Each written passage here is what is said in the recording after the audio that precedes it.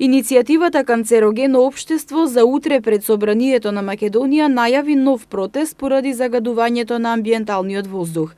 Целта на здружението е преку заедничко дејствување на разни еколошки организации, активисти и граѓани да се изнајдат решенија за проблемот со загадувањето. Анастасија Ивановска од иницијативата Канцерогено општество денеска од пред Собранието рече дека долготрајната изложеност на ПМ частичките ја зголемува вкупната смртност во просек за 6%. Секојдневно се зголемува бројот на канцерогени и кардиоваскуларни болести, а сето тоа се должи на загадениот воздух кој го дишаме.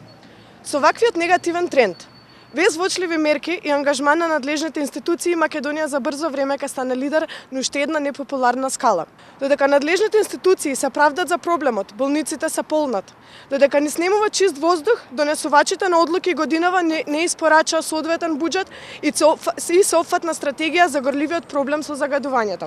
Андреј Саревски од иницијативата Канцерогено општество изјави дека едно од клучните барања на организацијата е решавање на сите жешки еколошки точки во рок од една година, како што се Охис, Јагуновце, Рек Битола, Железара и Дрисла.